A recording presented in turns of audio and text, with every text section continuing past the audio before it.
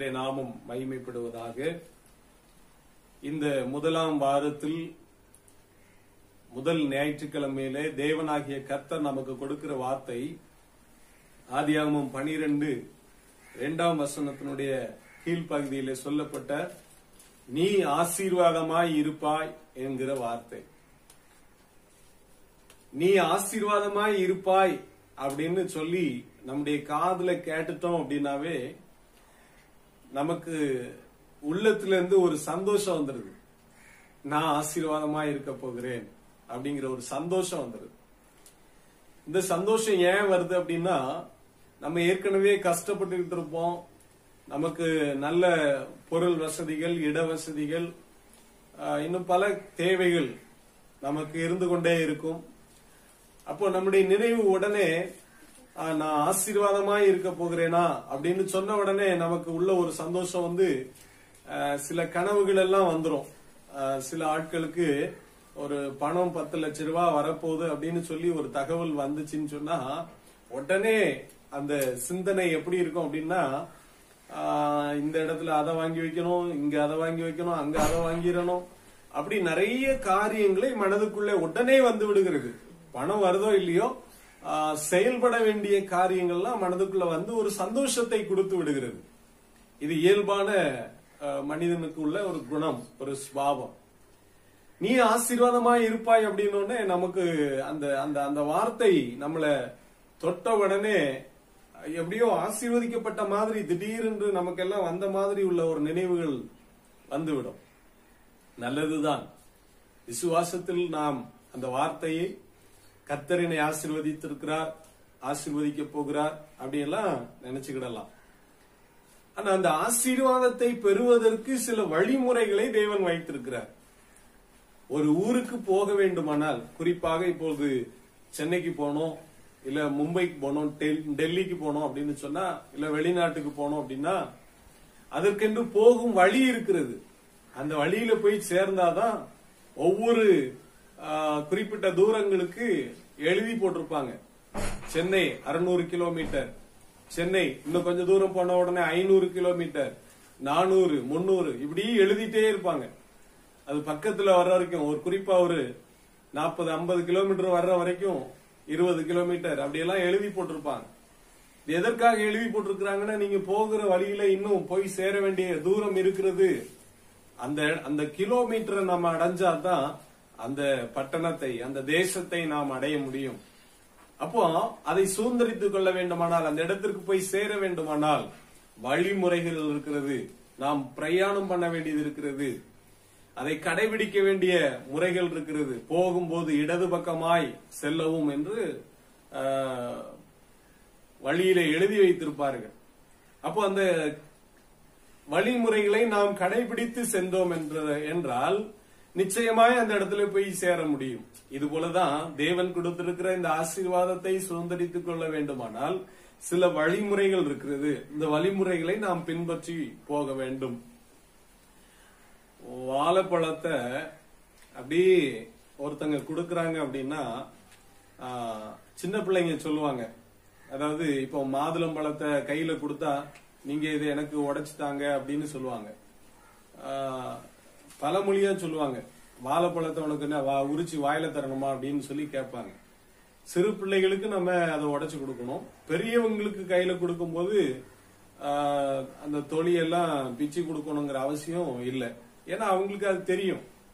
நிறைய பேரு நீ ஆசீர்வாதமா இருப்பாயினோடனே வாழைப்பழத்தை உரிச்சு வாயில கொடுத்த மாதிரி நினைச்சுக்கிட்டு அப்படியே ஆன்ற மாதிரி நினைப்புல இருக்காங்க.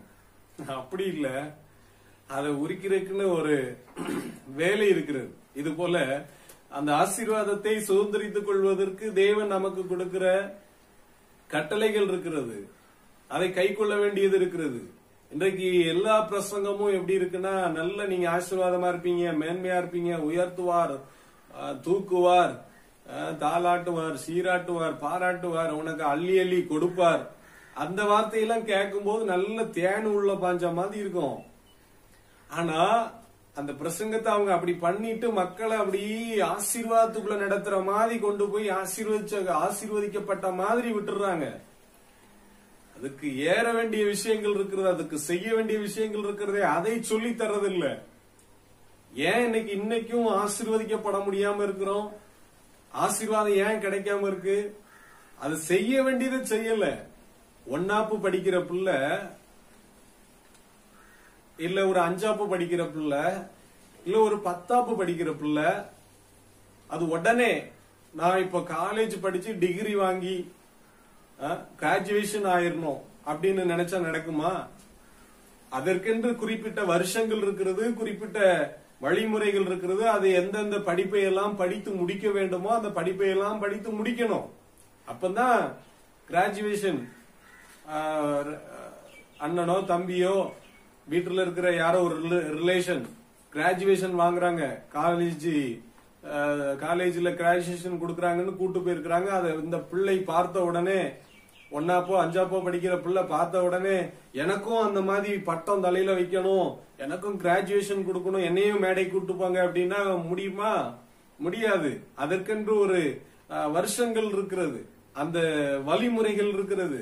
அதெல்லாம் கடைபிடிச்சு போனாதான் அதை நாம் அடைய முடியும். இன்னைக்கு நிறைய பேர் அப்படியே வசனத்தை சொன்ன உடனே அப்படியே வந்து இறங்கிடுற மாதிரி நினைக்காங்க. கண்டெய்னரா அப்படியே பொருட்கள் வந்து இறங்குற மாதிரியும் பணம் கட்டுக்கட்டா வந்து இறங்குற மாதிரியும் கனவு போயிருது. அது அப்படி இல்ல. அதற்கென்று ஒரு வழிமுறையை வைத்திருக்கிறார் ஆண்டவர். இந்த ஆபிரகாமுடைய வாழ்க்கையில ஆண்டவர் சொல்லுகிறார், நான் உன்னை பெரிய ஜாதியாக்கி உன்னை ஆசீர்வதித்து உன் பேரை பெருமைப்படுத்துவேன், நீ ஆசீர்வாதமாய் இருப்பாய். ஆசீர்வாதமான வார்த்தை வந்துருச்சு, ரொம்ப நல்லது. ஆனா அதற்கு முன்னாடி ஆண்டவர் சொல்றாரு, அந்த வார்த்தைக்கு கீழ்ப்படியணும் இல்லையா? அங்கே சொல்லுகிறார், கர்த்தர் ஆபிரகாமை நோக்கி, 1ஆம் வசனம் வாசிங்க. நீ உன் தேசத்தையும் உன் இனத்தையும் உன் தேசத்தை உன் இனத்தை உன் தகப்பனுடைய வீட்டை விட்டு புறப்பட்டு நான் உனக்கு காண்பிக்கும் தேசத்துக்கு போ. எங்க போகணுமா? நான் காண்பிக்கும் தேசத்துக்கு போ. ஆசீர்வாதத்தை பெற்றுக் கொள்வதற்கு முதல் படி கீழ்ப்படி. என்ன படி? கீழ்ப்படி. கீழே இருக்கிற படியில ஏறாம மேல இருக்கிற படியில ஏற முடியாது. இன்னைக்கு நிறைய பேர் அப்படிதான் நினைச்சிட்டு இருக்காங்க. நேர காலை தூக்கி மேல வச்சிடலாம்னு நினைக்காங்க. மேல வைக்கவே முடியாது. முதல்ல அப்படி வச்சாலும் கால் ரொம்ப டேஞ்சர். அப்போ அந்த ஒவ்வொரு படியாக நாம் ஏற வேண்டும். முதலாவது ஆபிரகாம் கீழ்ப்படிந்தார். நான் காண்பிக்கும் தேசத்துக்கு போ போ அப்படின்னு சொல்ற அந்த வார்த்தைக்கு கீழ்ப்படிந்தாதான் நீ ஆசீர்வாதமா இருப்பாய். இன்னைக்கு நிறைய பேருக்கு வந்து ஆசீர்வாதம் வேணும், கீழ்ப்படிதல் வேண்டாம். கர்த்தர் என்ன சொல்லுகிறாரோ அதை செய்ய முடியாது. ஆனா நான் என்ன செஞ்சிடணும்? ஆசீர்வாதத்தை பெற்றுக்கொள்ளணும். எந்த கூட்டத்துக்காவது போய், இப்போ எங்கேயும் கூட்டம் இல்ல, எல்லாம் லைவ் ப்ரோக்ராம், இல்ல டிவில ஏதோ ப்ரோக்ராம், எல்லா ப்ரோக்ராமும் வருது. எல்லா ஆசீர்வாதமான வசனங்கள்லாம் நிறைய வருது. அதை பார்த்த உடனே ஆமேன் ஆமேன். கொஞ்சம் கடினமா ஒரு வசனம் வந்துச்சுன்னா ஆமேன் வராது. ஏன் வராது? அது கொஞ்சம் கஷ்டம். ஆசீர்வாதமான வசனங்களை பார்த்த உடனே உற்சாகம் வந்துருது. இந்த கீழ்ப்படிய வேண்டிய வசனங்கள் வரும்போது அதுல உற்சாகம் வர மாட்டேங்கி, ஆமேனும் வர மாட்டேங்கி. ஏன் வரல? அது கசப்பா இருக்கு. கீழ்ப்படிய மனம் இல்லை. ஆபிரகாம் அப்படி இல்ல. அவரு சொன்ன உடனே கீழ்ப்படினுங்கிற எண்ணம் இருந்தது. நீ நான் காண்பிக்கும் தேசத்துக்கு போ, நான் உன்னை ஆசீர்வதிப்பேன் ஆண்டவர் சொல்றார். அப்ப கீழ்ப்படிதல் உள்ள ஒரு குணம் அவருக்குள்ள இருக்கு. 4ஆம் வசனம் சொல்லுது, கர்த்தர் ஆபிரகாமுக்கு சொன்னபடியே அவன் புறப்பட்டு போனான். லோத்தும் அவனோட கூட போனான். ஆபிரகாம் ஆரானை விட்டு புறப்பட்ட போது 75 வயதுள்ளவனாய் இருந்தான். 5ஆம் வசனம் கடைசியில சொல்லுது, கானான் தேசத்துக்கு புறப்பட்டு போய் கானான் தேசத்திலே சேர்ந்தார்கள். நீ ஆசீர்வாதமா இருப்பாய். எப்படி? அவருடைய வார்த்தைக்கு கீழ்ப்படிந்தால் ஆசீர்வாதமா இருப்பாய். அவருடைய வார்த்தைக்கு கீழ்ப்படியாம ஆசீர்வாதத்தை பெற்றுக்கொள்ள முடியாது. இப்படி பிரசங்கம் பண்ண யாருக்கும் பிடிக்காது. நீ ஆசீர்வாதமா இருப்பான்னு வச்சு பேசிட்டே போயிட்டோம்னா, என்ன சூப்பரான பிரசங்கப்பா. எப்ப நீ ஆசீர்வதிக்கப்படணும்னா கீழ்ப்படியணும், அவர் சொல்றத முதல்ல செய் அப்படின்னு சொன்னா அது ஒத்து வராது. அப்ப ஒத்து வரலன்னா ஆண்டவருக்கு ஆசீர்வதிக்கிறதும் ஒத்து வராது. அவர் ஆசீர்வதிக்க வேண்டுமானால் கீழ்ப்படியணும். ஆபிரகாம் கீழ்ப்படிந்தார், புறப்பட்டு போனார். நான் காண்பிக்கும் தேசத்துக்கு போன்னு சொன்னோடனே போயிட்டார். அப்போ கீழ்ப்படியும் போது ஆசீர்வாதத்தை சுதந்திரித்துக் கொள்ள முடியும். அது சொன்னபடியே புறப்பட்டு போனார். யோவான் எழுதின சுவிசேஷம் 2ஆம் அதிகாரம் 5ஆம் வசனத்தை வாசிக்கலாம்.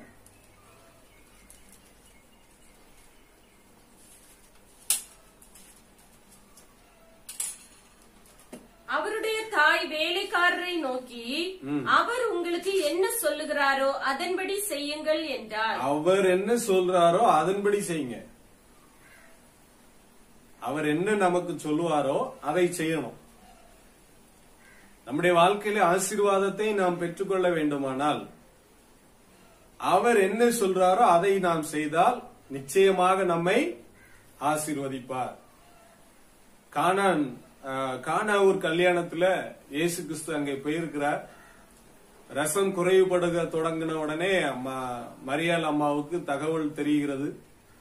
அவர் உடனே போய் இயேசு கிறிஸ்துவிடத்துல, ஐயா ரசம் குறைஞ்சிட்டு இருக்கு அப்படின்னு சொன்ன உடனே, என் வேலை இன்னும் வரவில்லை, எனக்கும் உனக்கும் என்ன அப்படின்னு சொல்லி ஆண்டவர் அனுப்பி விட்டார். அப்போ உடனே இந்த மரியாள் அம்மா என்ன செய்யறாங்க, வேலைக்காரர்களை பார்த்து ஒரு வார்த்தை சொல்லுகிறார்கள். அவர் உங்களுக்கு என்ன சொல்லுகிறாரோ அதை செய்யுங்கள். அவர் என்ன சொல்றாரோ அதை நாம் என்ன செய்யணும். அப்போ கீழே வாசிக்கும் போது 7ஆம் வசனம் 8ஆம் வசனத்துல சொல்லப்பட்டிருக்கிறது. இயேசு வேலைக்காரரை நோக்கி, ஜாடிகளிலே தண்ணீர் நிரப்புங்கள் என்றார். அவர்கள் அவைகளை நிறைய நிரப்பினார்கள். இயேசு கிறிஸ்து என்ன சொல்லுகிறாரோ அதை செய்தால் நம்முடைய வாழ்க்கை மாறிடும். கீழே 8 சொல்லுது, அவர் அவர்களை நோக்கி, நீங்கள் இப்பொழுதும் உண்டு பந்தி விசாரணைக்காரனிடத்தில் கொண்டு போங்கள் என்றார். அப்போ அவரு சொல்றத செய்யுங்கன்னு அம்மா சொல்லியாச்சு. இயேசு சொல்லுகிறார், தண்ணீரை நிரப்புங்கள், ஜாடியில நிரப்புங்கன்னு சொல்றாரு. அவங்க நிரப்பியாச்சு. திரும்ப சொல்றாரு, இப்போ பந்தி விசாரிப்புக்காரங்க கிட்ட கொண்டு போங்கன்னு சொல்றாரு. கொண்டு போறாங்க. அப்போதான் ஊத்துனது தண்ணி, அவங்க திரும்ப எடுத்து கோரி கொண்டு போறது திராட்சை ரசம். கர்த்தருடைய வார்த்தைக்கு கீழ்ப்படிந்தால் தண்ணீரும் திராட்சை ரசமாய் மாறும். அல்லேலூயா, ஆமென். கர்த்தருடைய வார்த்தைக்கு கீழ்ப்படிந்தால் சாதாரண வாழ்க்கையும் ஆசீர்வாதமான வாழ்க்கையா மாறிடும். கர்த்தருக்கு கீழ்ப்படிந்தால் வனாந்திர வாழ்க்கையும் வயல்வெளியாக மாறிவிடும். தண்ணீரற்ற வறண்டதுமான ஒன்றுக்கும் இந்த இது உதவாதுப்பா அப்படின்னு சொல்றது கூட நல்ல ஆசீர்வாதமா மாறிடும். ஒருவேளை நீங்க ஆசீர்வதிக்கப்படாத சூழ்நிலையில இருக்கலாம்.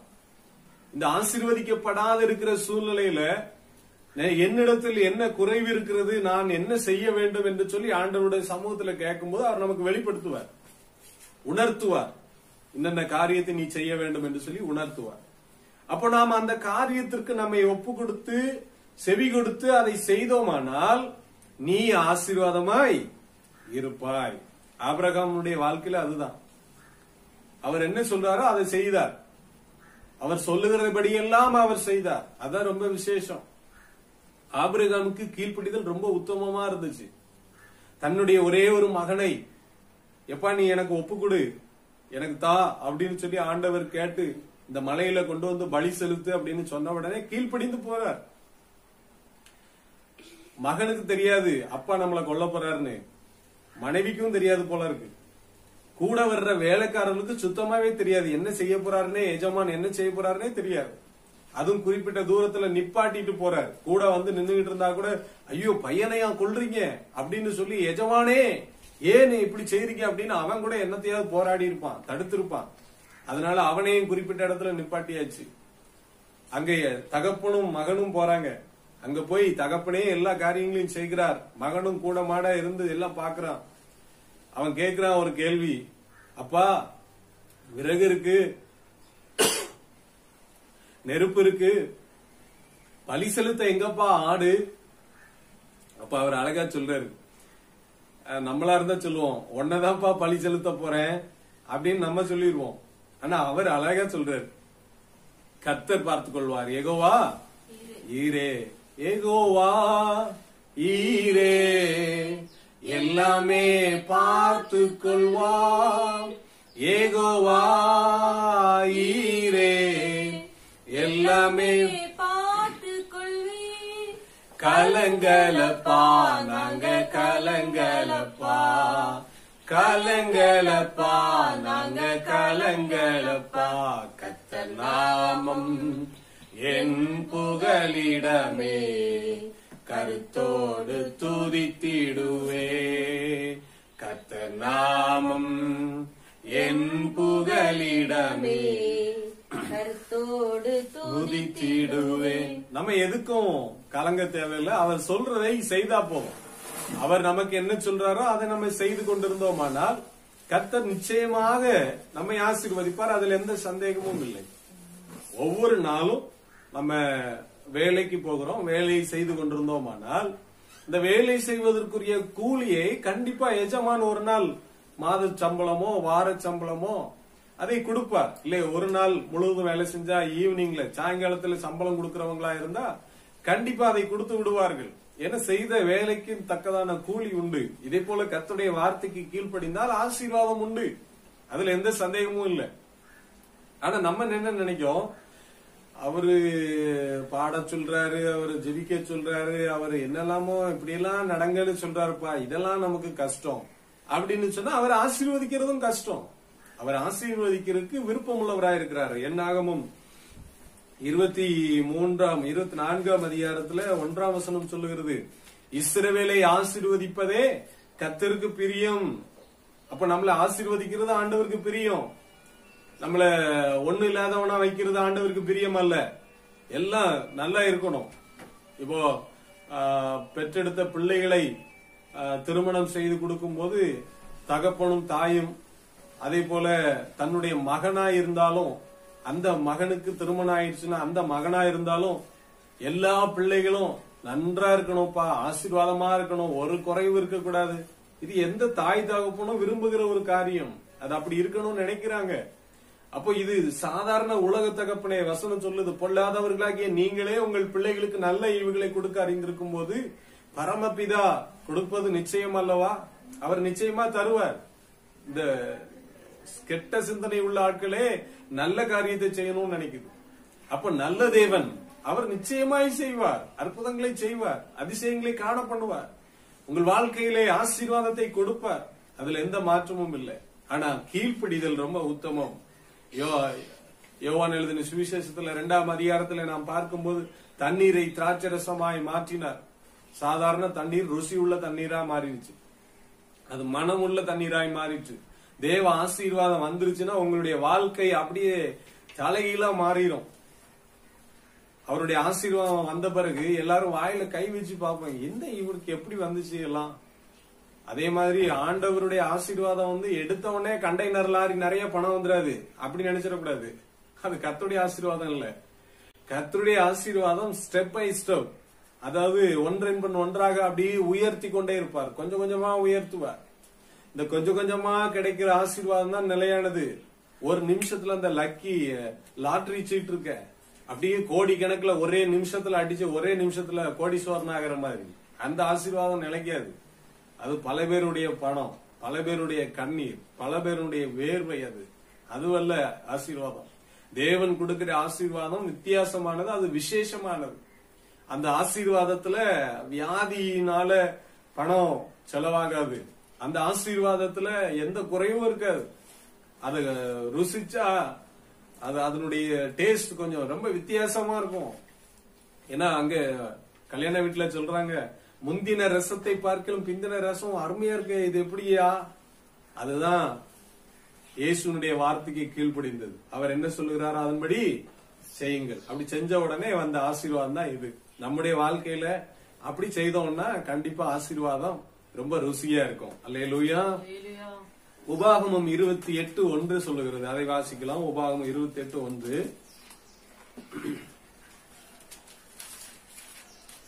இன்று நான் உனக்கு விதிக்கிற உன் தேவனாகிய கர்த்தருடைய கட்டளைகளின்படியெல்லாம் செய்ய நீ கவனமாயிருக்கும்படிக்கு அவர் சத்தத்துக்கு உண்மையாய் செவி கொடுப்பாயானால் உன் தேவனாகிய கர்த்தர் பூமியிலுள்ள சகல ஜாதிகளிலும் உன்னை மேன்மையாக வைப்பார்.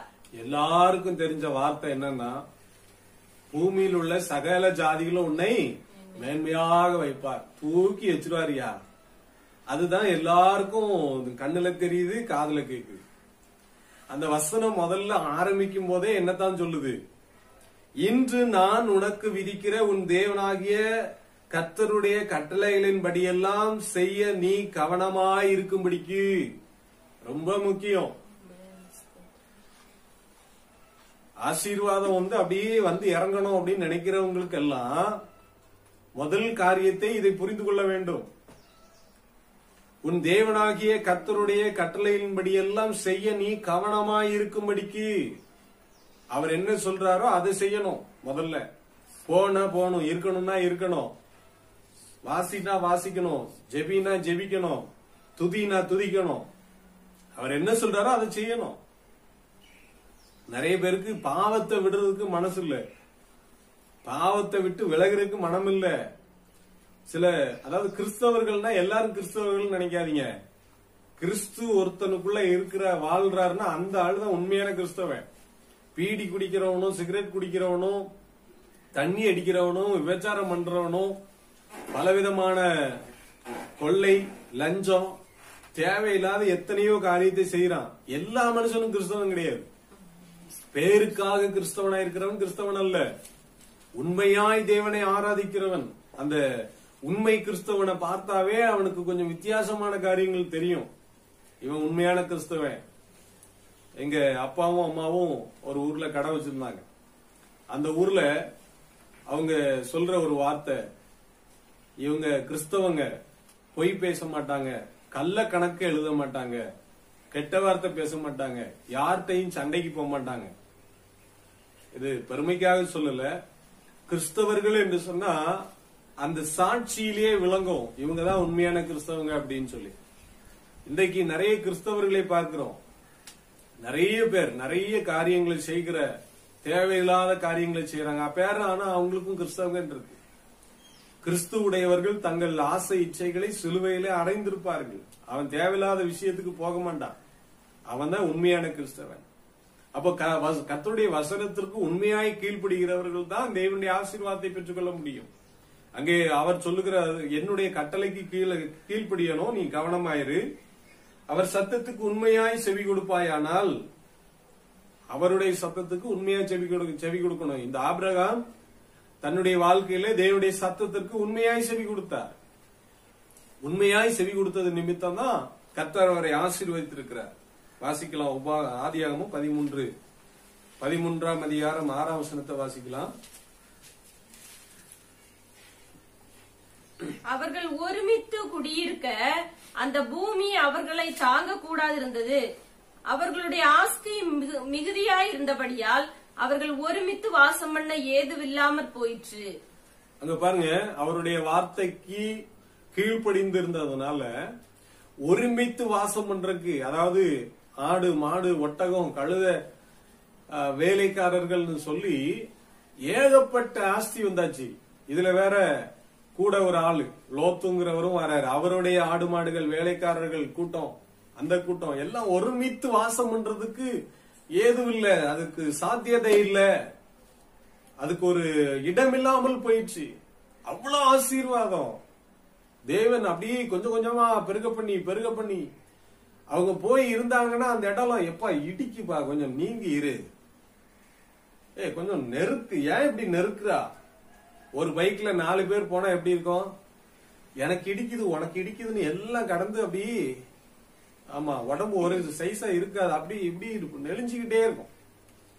அதே 2 பேர் போனா சுகமா இருக்கும்.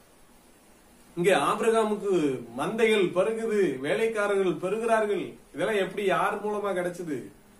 அவருடைய வார்த்தைக்கு கீழ்ப்படிஞ்சதுனால, அவருடைய வார்த்தைக்கு உண்மையாய் கீழ்ப்படிந்ததுனால இந்த ஆசீர்வாதங்கள் எல்லாம் தேவன் கொடுத்தார். ஆஸ்தி மிகுதியா இருந்ததான். இன்னைக்கு நிறைய பேருக்கு ஆஸ்தி மிகுதியா இருக்கணும்னு தான் என்ன இருக்க ஒழிஞ்சு ஆண்டவருக்கு கீழ்ப்படினுங்கிற எண்ணம் இல்ல. அப்படியே வந்துடணும், நிறைய வந்துடணும், நம்மளுக்கு பெரிய அப்படி இருக்கணும். எண்ணம்லாம் பெருசா இருக்கு, செயல் ஜீரோவா இருக்கு. தேவனுடைய வார்த்தைக்கு உண்மையா கீழ்ப்படிந்து உண்மையா இருந்தோம் அப்படின்னு சொன்னா என்னை ஆசீர்வதியும் ஆண்டவரேன்னு கேட்கவே வேண்டாம். அள்ளி அள்ளி கொடுப்பார் ஆண்டவர். அவர் தமக்கு பிரியமான காரியத்தை செய்கிற எந்த மகனுக்கும் அவர் ஆசீர்வாதத்தை நீ கேளுப்பா தாரேன்னு சொல்றவர் அல்ல.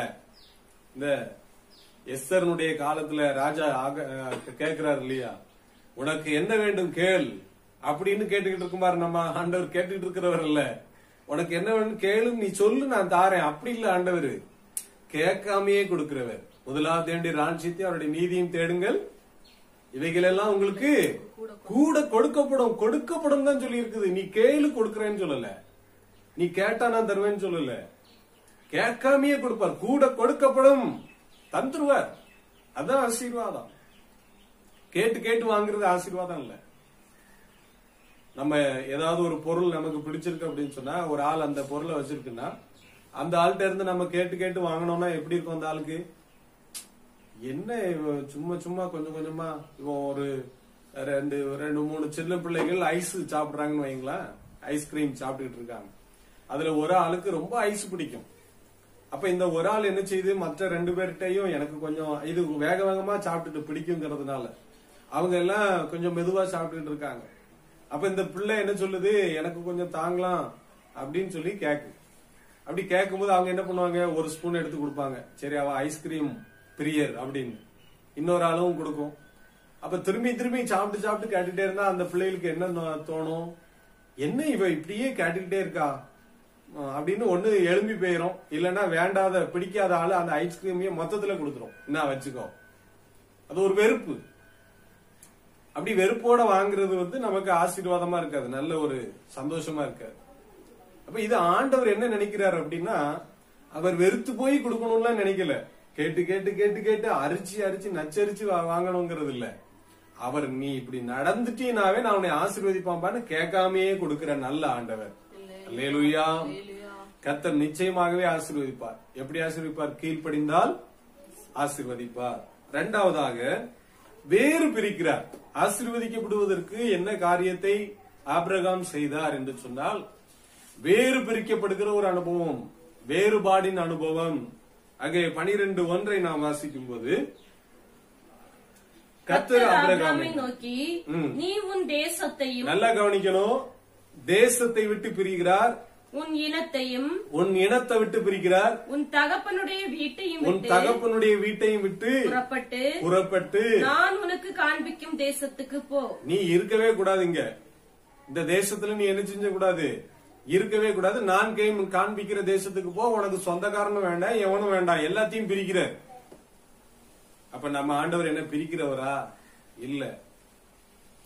அவர் உலக மனுஷனுக்கும் தேவனை ஆராதிக்கிறவனுக்கும் வித்தியாசத்தை உண்டு பண்ணுகிற நல்ல ஆண்டவர். நீ அதாவது உன்னை பார்த்தாவே சிலர் சொல்லுவாங்க, இதை சாதாரணமா ஊர் உலகத்துல சொல்ற ஒரு வார்த்தை, இன்னா இருக்க பையன் தானா இவன், இன்னா இருக்க பேரன் தானா இவன், ஏன் நீ அப்படி சொல்ற?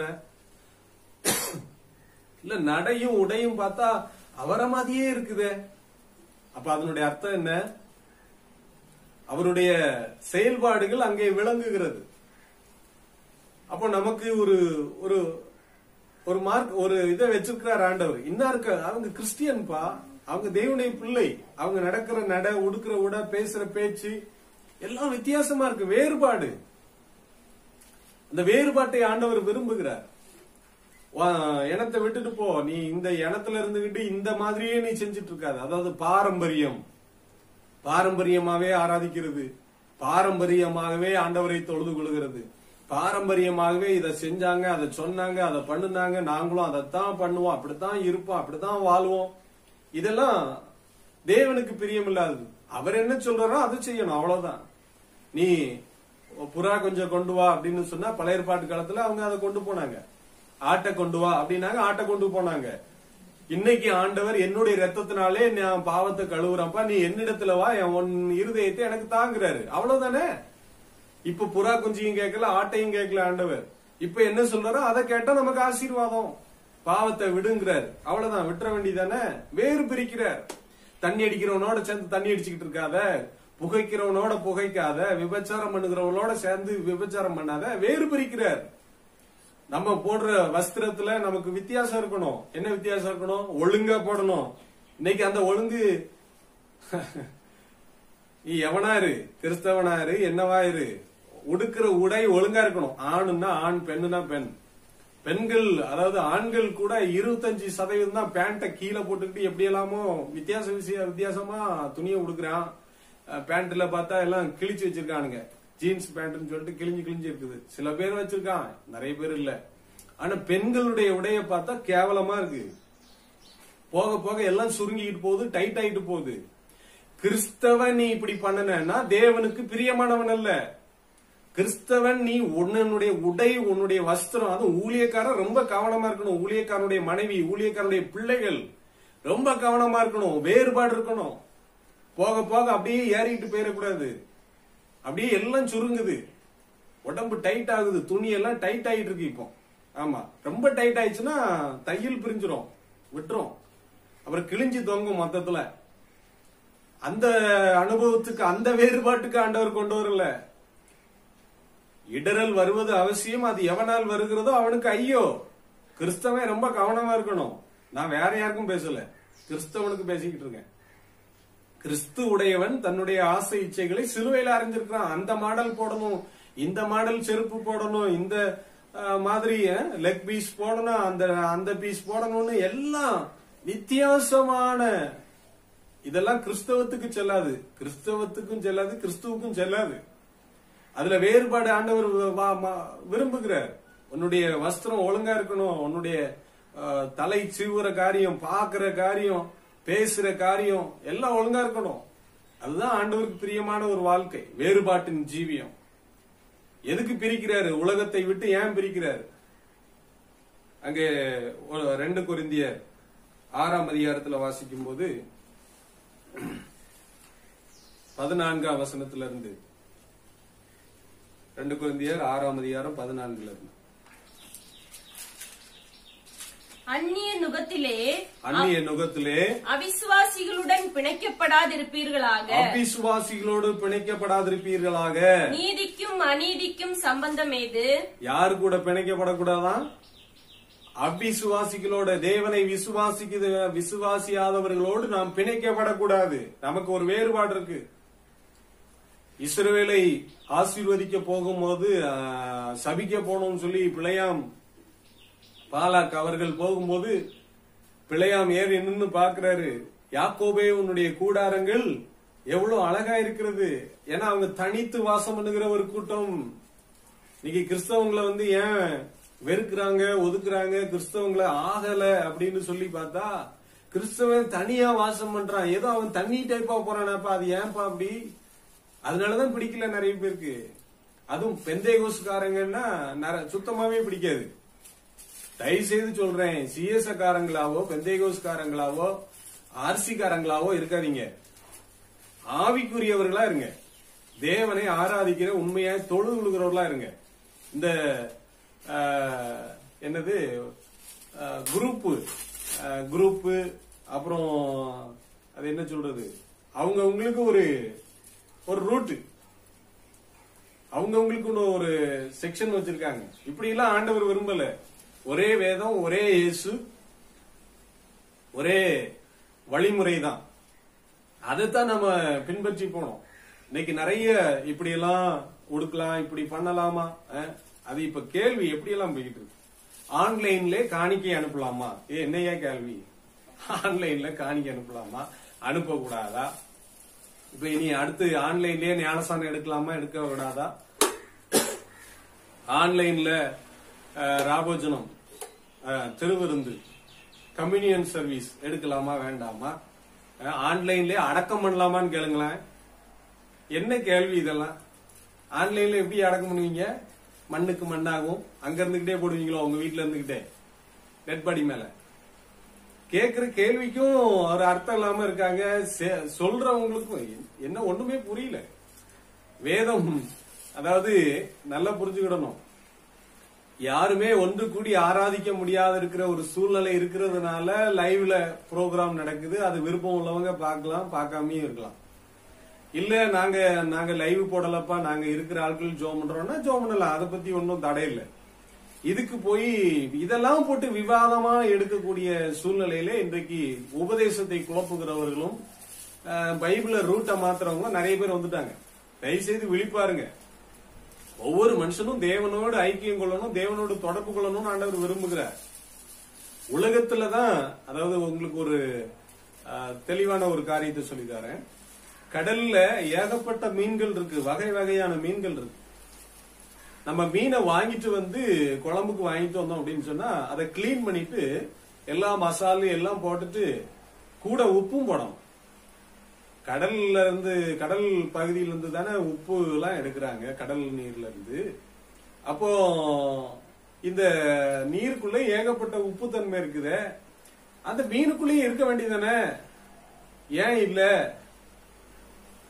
என்னதான் உப்பு தண்ணிக்குள்ளேயே அது வாழ்ந்துகிட்டு இருந்தாலும் அதுக்கு உடம்புக்குள்ள உப்பு இல்ல. நம்ம உப்பு போடணும், குழம்பு பொரிக்கவோ அவிக்கவோ உப்பு போடணும். அப்போ அந்த பாவமாகிய உலகத்துக்குள்ள நம்ம வாழ்ந்தாலும் நமக்குள்ள பாவம் வரக்கூடாது, நம்ம வேறுபட்டு ஜீவிக்கணும்னு ஆண்டவர் விரும்புகிறார். இந்த மீனுக்கு எப்படி அந்த உப்பு தன்மை உள்ள ஏறாம இருக்கிறதோ அதுபோல இந்த உலகத்திலே நாம் வாழும்போது இந்த பாவத்தன்மை நமக்குள் வரக்கூடாது. அதை கர்த்தர் விரும்புகிறார். அதான் வேறுபாட்டின் ஜீவியம். அவன் கெட்ட வார்த்தை பேசுறான், நம்ம கெட்ட வார்த்தை பேசக்கூடாது. அவன் டக்குன்னு கை நீட்டிட்டான்பா, அடிச்சுட்டான், நம்ம அப்படி அடிக்க கூடாது, நம்ம மன்னிக்க தான் செய்யணும். கெட்ட வார்த்தை பேசினவனை பார்த்து நீ ஆசீர்வாதமா இருப்பப்பா அப்படிதான் சொல்லணும். துன்பப்படுத்துகிறவர்களுக்காக ஜெபம் பண்ணுங்க, தூசிக்கிறவர்களை ஆசீர்வதிங்க. அதுதான் ஆண்டவர் நமக்கு சொல்லி கொடுத்திருக்கிறார். இது கிறிஸ்தவ வாழ்க்கை, கிறிஸ்துவை பின்பற்றுகிற ஒரு காரியம். அப்ப தேவனாய் கர்த்தருடைய கட்டளையை கீழ்ப்படியணும்னா வேறுபட்டு ஜீவிக்கணும். அவன மாதிரி இருக்கான், இவன மாதிரி, இவன் வித்தியாசமா இருக்கான். கர்த்தரே நம்மளை வித்தியாசமா வைக்கணும்னு நினைக்கிறாரு. அவன் குளிக்காம கூட இருப்பான், நீ குளிச்சு நல்ல சுத்தமா இரு, உன் இருதயம் சுத்தமா இருக்கணும், உன் பார்வை சுத்தமா இருக்கணும், உன் பேச்சு சுத்தமா இருக்கணும். இதெல்லாம் கர்த்தர் விரும்புறாரு. வேறுபாடு. உலகத்துல வாழ்ற மனுஷன் பல பேர் பல கோணத்துல இருப்பான், ஆனா நீ இப்படி இரு, இதான் வேறுபாடு. அவனோட நம்ம ஐக்கியம் கொள்ளக்கூடாது, அன்பு பாராட்டணும். சாப்பிட்டீங்களான்னு கேட்கலாம், தப்பு இல்ல. ஆனா அவன் பிளேட்லயே உட்காந்து சேர்ந்து தின்னுட்டு இருக்கிறது ரொம்ப தப்பு. குடிகாரன் கூட சேர்ந்தா அவனும் குடிகாரன் ஆயிடுவான் தான் நிறைய பேர் வந்து என்ன செய்யறாங்க, எப்பா அந்த பையன் கூட சேராத, அந்த ஆள் கூட நீ சேராத சொல்லி வைக்கிறாங்க. எதுக்கு? அவங்க கூட சேர்ந்தா இவனும் கெட்டு போயிருவான், அந்த சுபாவம் இவனுக்குள்ளே வந்துடும். அததான் ஆண்டவர் சொல்றாரு, நீ அவனை விட்டு விலகு, பொல்லாத காரியங்களை விட்டு நம்ம விலகணும். கீழே சொல்லுது, கிறிஸ்துவுக்கும் பேலியலுக்கும் இசைவேது. அவிசுவாசியுடனே விசுவாசிக்கு பங்கேது. அவிசுவாசியுடனே விசுவாசிக்கு பங்கு இல்ல. கிறிஸ்துவ பிள்ளைக்கும் உலகத்துல இருக்கிற பிள்ளைகளுக்கும் சம்பந்தம் இல்ல.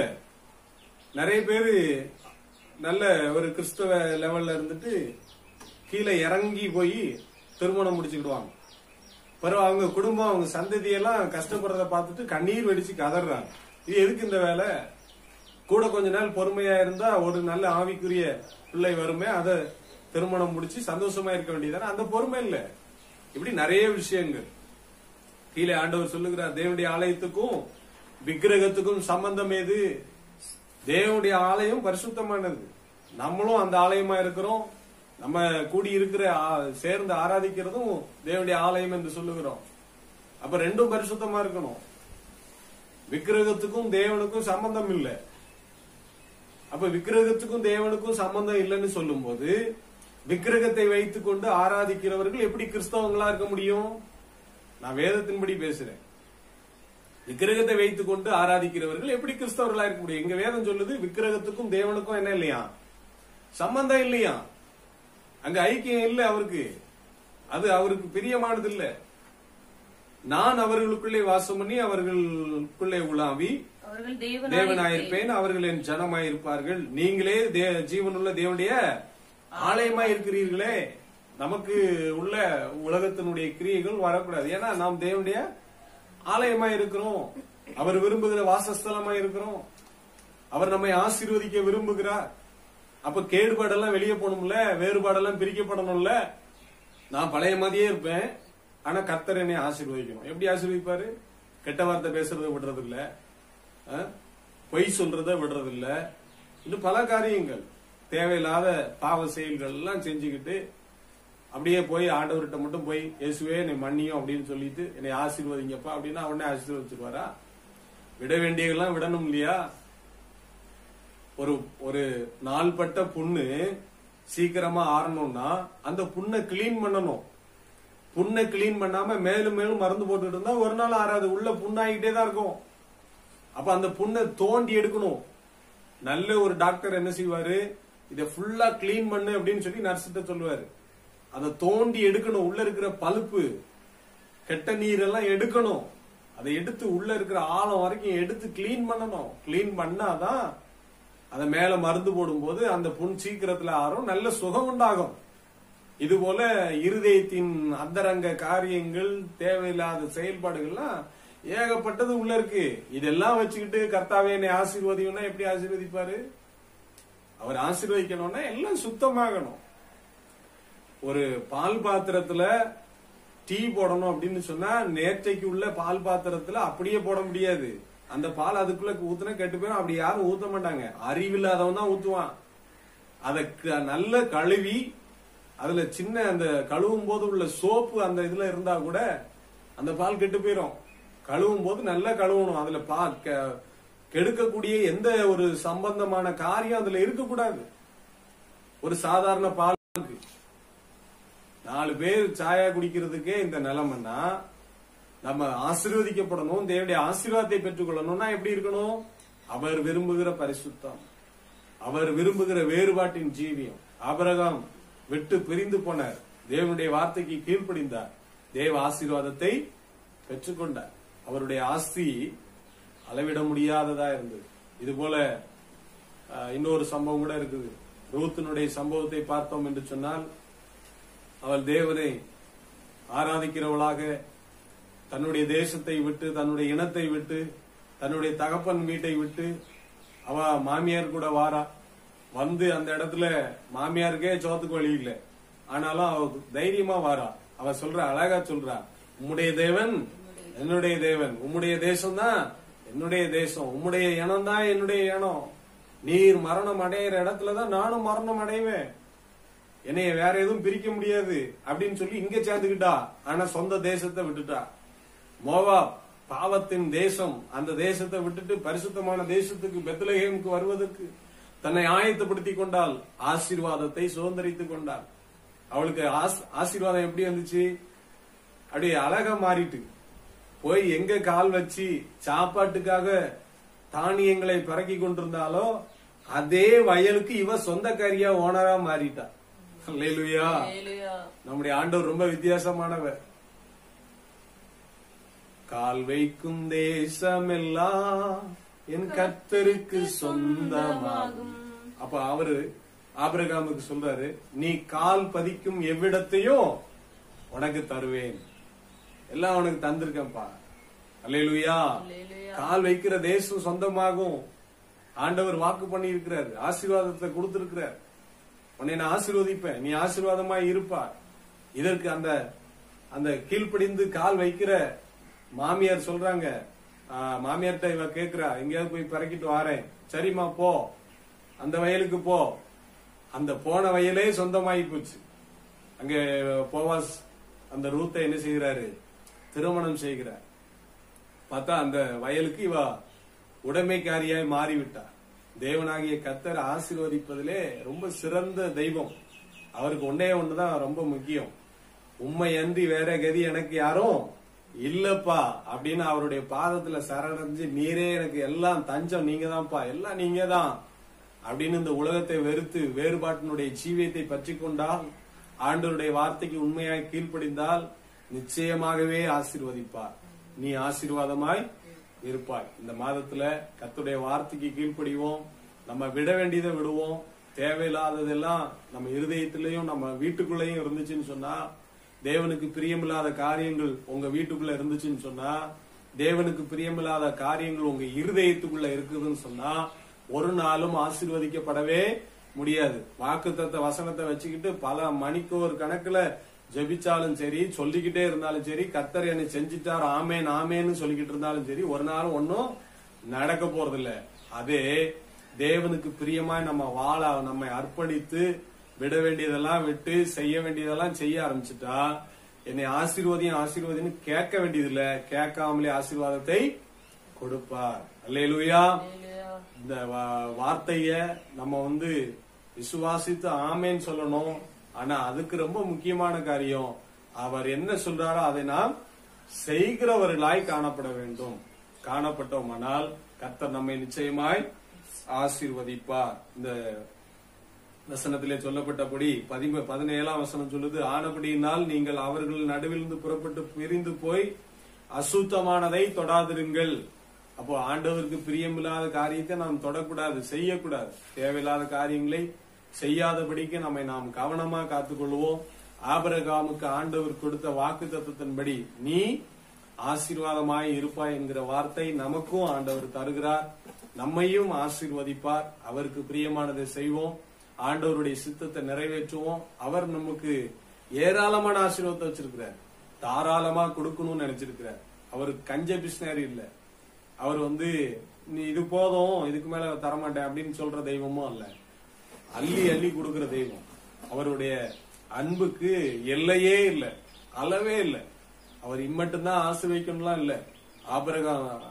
ஆபிரகாமை ஆசீர்வதித்தவர், யாக்கோபை ஆசீர்வதித்தவர், ஈசாக்கை ஆசீர்வதித்தவர், தாவீதை ஆசீர்வதித்தவர். தாவீதனுடைய காலத்திலையும் சாலமோனுடைய காலத்துல எல்லாம் பார்க்கும்போது தங்கமே ஒரு பொருட்டா எண்ணப்படல. இன்னைக்கு தங்கத்துக்கு தான் பிச்சை அடிச்சு எப்படியோ அலையிறாங்க மனுஷன். தங்கம் கொஞ்சம் கிடைச்சிட்டுனா பரவாயில்ல, தங்கம் சேர்க்கணும் மனுஷன் அலையிறான். ஆனா சாலமோனுடைய காலத்துல தங்கம் வெள்ளியெல்லாம் ஒரு பொருட்டாவே எண்ணல. வெள்ளிய ஒரு யூஸ் இல்லாத ஒன்னுத்துக்கும் உதவாத பொருள் மாதிரி, கல்லு மாதிரி தூக்கி அப்படி குவிச்சு வச்சுட்டாங்க. அந்த அளவுக்கு ஆசீர்வாதம். அவ்வளவு பூமிக்குரிய காரியங்கள் இருந்தும் சாலமோன் என்ன சொல்றாரு, சூரியனுக்கு கீழே இருக்கிற எல்லாமே மாயை, மனதுக்கு சஞ்சலம். எவ்வளவுதான் நீ தங்கத்தை சேர்த்து வச்சாலும், வெள்ளியை சேர்த்து வச்சாலும், பணத்தை சேர்த்து வச்சாலும், கவர்மெண்ட் ஒரு நிமிஷத்துல சொல்லும் இந்த பணம் எல்லாம் செல்லாது அப்படின்னு சொல்லும். நீ கோடி கோடியா சேர்த்து வச்சதெல்லாம் என்னத்துக்கு ஆகும்? ஒன்னுத்துக்கும் பிரயோஜனம் இல்லை. ஆனால் தேவனுடைய ஆசீர்வாதமோ ஐஸ்வர்யத்தை தரும், அதனோடு வேதனையை கூட்டா. அப்ப தேவனுடைய ஆசீர்வாதத்தை பெற்றுக் கொள்வதற்கு நம்மை தகுதிப்படுத்துவோம். கர்த்தர் தாமே உங்களை ஆசீர்வதிப்பாராக. இந்த மாதத்திலே கர்த்தர் உங்களை விசேஷித்த ஆசீர்வாதத்தினால் நிரப்ப ஆண்டவர் உங்களுக்கு உதவி செய்வாராக என்று நான் இயேசு கிறிஸ்துவின் நாமத்தினால வாழ்த்துகிறேன். நாம் ஜெபிப்போம். எங்களை நேசிக்கிற நல்ல தகப்பனே, இந்த வேலைக்காக உமக்கு நாங்கள் நன்றி செலுத்துகிறோம். அப்பா, நீ ஆசீர்வாதமாய் இருப்பாய் என்று சொல்லி நீர் எங்களுக்கு சொன்ன வார்த்தை, அந்த ஆசீர்வாதமான வார்த்தையை பெற்றுக் கொள்வதற்கு தகுதியுள்ளவர்களாய் எங்களை மாற்றினதற்காக ஸ்தோத்திரம். ஆபிரகாம் தன்னுடைய வாழ்க்கையிலே கீழ்ப்படிந்து வேறுபாட்டினுடைய ஜீவியத்தை செய்யும்படிக்காக புறப்பட்டு போனார். எதையெல்லாம் விட்டு நீங்க போக சொன்னீங்களோ அந்த இடத்துல எல்லாம் விட்டுட்டு, செய்யக்கூடாததெல்லாம் விட்டுட்டு அவர் போனார், ஆசீர்வதிக்கப்பட்டார். நாங்களும் உமக்கு பிரியமில்லாததெல்லாம் விட்டு விலகி உமக்கு பிரியமானதை செய்து உம்முடைய உன்னதத்தின் ஆசீர்வாதத்தையும் இம்மைக்குரிய ஆசீர்வாதத்தையும் பெற்றுக்கொள்ள கிருபை செய்யும். இதை பார்த்து கொண்டிருக்கிற, கேட்டுக் கொண்டிருக்கிற, எங்களோடு ஆராதிக்கிற, இந்த சத்தத்தை கேட்கிற, உம்மை துதிக்கிற ஒவ்வொருவரையும் கர்த்தர் ஆசீர்வதிங்கப்பா. உம்முடைய சத்தியத்திற்கு கீழ்ப்படிந்து நித்திய ஆசீர்வாதத்தை பெற்றுக்கொள்ள கர்த்தர் நீர் ஒவ்வொருவர் கிருபை செய்யும். இந்த மாதம் முழுவதும் விசேஷித்த கிருபை, விசேஷித்த நன்மைகள் உடைய பிள்ளைகளுக்கு கொடுக்கப்படட்டும். விசேஷமாக எல்லா வியாதிகளுக்கும் கர்த்தர் உடைய பிள்ளைகளை விலக்கி பாதுகாத்துக் கொள்ளுங்க. குறிப்பாக கொரோனா வியாதியிலிருந்து எல்லா ஜனத்தையும் விடுவீங்க, பாதுகாத்துக் கொள்ளுங்க. இன்னும் அந்த நோய் பரவி அநேகரை தாக்காதபடிக்கு கர்த்தர் ஒவ்வொருவருக்கும் பாதுகாப்பை நீர் கட்டளையிடும்படியாய் ஜெபிக்கிறோம் ஆண்டவரே. இந்த மாதம் முழுவதும் தெய்வீக ஆசீர்வாதமும் தெய்வீக பிரசன்னமும் உடைய பிள்ளைகளோடு கூட தங்கி இருக்கட்டும். ஒவ்வொரு குடும்பத்திலும் தனிப்பட்ட நபருக்கும் கர்த்தர் ஆசீர்வாதத்தை கொடுங்க. வாழ்க்கையில எதற்குத்தான் நான் வாழ்கிறேன், நான் வாழ்ந்து என்ன பிரயோஜனம் என்று சொல்லி மனவேதனையோடு இருக்கிறவர்களுக்கு ஆறுதலை கொடுங்க. பசியோடு இருக்கிறவர்களுக்கு ஆகாரத்தை கொடுங்க. வியாதியோடு போராடி கொண்டிருக்கிறவர்களுக்கு விடுதலை கொடுங்க. ஏழைகளுக்கும் திக்கற்ற பிள்ளைகளுக்கும் அனாதைகளையும் கத்தர் விசாரிக்கிறவர். ஒவ்வொருவரையும் நீர் விசாரித்து நடத்துங்கப்பா. எத்தனையோ பேர் நாட்டில் கஷ்டப்பட்டு கொண்டிருக்கிறார்கள், கண்ணீர் வடித்துக் கொண்டிருக்கிறார்கள். பண தேவைக்காக எத்தனையோ பேர் போராடி கொண்டிருக்கிறார்கள். எல்லாரையும் கத்தர் மீட்டெடுங்க ஆண்டவரே, ரட்சிங்க, பாதுகாத்துக் கொள்ளுங்க. பெண்களுக்கு பாதுகாப்பு கொடுங்க, சிறு பிள்ளைகளுக்கு பாதுகாப்பை கொடுங்க ஆண்டவரே. நாட்டில எல்லா மனிதர்களுக்கும் பாதுகாப்பை கொடுங்க. கத்தர் நகரத்தை காவலாளி இழுத்திருப்பது விருதா என்று சொல்லப்பட்டிருக்கிறது ஆண்டவரே. இன்றைக்கு எந்த ஒரு தனி மனிதனுக்கும் பாதுகாப்பு இல்லாம இருக்கிற ஒரு சூழ்நிலையை நாங்கள் பார்க்க முடிகிறது, உணர்கிறோம் ஆண்டவரே. நீர்தான் பாதுகாவல், நீர்தான் ஆண்டவரே நல்ல நேசரப்பா. இது எல்லா ஜனத்தையும் பாதுகாத்துக் கொள்ளுங்க. சிறு குழந்தைகள் முதல் முதியோர் வரைக்கும் கத்தர் பாதுகாத்துக் கொள்ளும். ஒவ்வொரு ஜனத்தையும் கத்தர் ஆசீர்வதிங்க. எல்லாருக்கும் பரலோகத்தின் நன்மையை கொடுங்க ஆண்டவரே. எல்லா ஜனங்களும் ரட்சிக்கப்படட்டும், உம்முடைய அன்பை அறிந்து கொள்ளட்டும், உமக்காக வாழட்டும் அப்பா. வரப்போகிற ஆண்டவரே 2ஆம் மரணமாகிய அக்கினி கடல் மகா கொடியது, அதுல யாரும் பெயரக்கூடாதப்பா. இந்த உலகத்துல இருக்கிற ஒரு மனுஷன் கூட நரகத்துக்கு போக கூடாது. எல்லாரும் உடைய ராஜ்யத்துக்கு வரணும். கர்த்தர் இரக்கம் செய்யுங்க. ஒருவரும் அழிந்து போகாதபடிக்கு, கெட்டு போகாதபடிக்கு நீர் இன்னும் உடைய வருகையை தாமதம் பண்ணி கொண்டிருக்கிறீர். நீர் தாமதித்துக் கொண்டிருக்கிற ஒவ்வொரு நொடியும் கிறிஸ்துவை ஏற்றுக்கொண்ட பிள்ளைகள் தவறி போகாதபடிக்கு பரிசுத்தத்தை காத்துக்கொள்ள எங்கள் ஒவ்வொருவருக்கும் நீர் கிருபை செய்யும். எல்லாரையும் பாதுகாத்துக் கொள்ளுங்க. உடைய கரத்துல எங்களை தாழ்த்தி ஒப்புக் கொடுக்கிறோம். இந்த சூழ்நிலைகள் எல்லாம் மாற்றுங்க. எல்லாரும் சந்தோஷமாய் இருக்கவும், விடுதலையாய் இருக்கவும், தங்களுடைய வேலைகளை செய்து சாப்பிடவும், தங்களுடைய எல்லா ஆசீர்வாதங்களையும் சுதந்திரித்துக் கொள்ளவும் ஒவ்வொருவருக்கும் கிருபை தாங்க. சூழ்நிலைகளை மாற்றுகிறவர் நீர் நல்லவர் அப்பா. உம்மால முடியாத காரியம் ஒன்றுமில்லை. தேவரீர் சகலவற்றையும் செய்ய வல்லவர். நீங்க செய்ய நினைத்தது தடைபடாது. நீங்க எல்லாவற்றையும் செய்து உடைய நாமத்தை மகிமைப்படுத்தும். சகல துதி கன மகிமை எல்லாம் உமக்கே செலுத்துகிறோம். இயேசு கிறிஸ்துவின் நாமத்தில் ஜெபிக்கிறோம் நல்ல பிதாவே, ஆமென். நாத்துமாவே கர்த்தரை ஸ்தோத்திரி,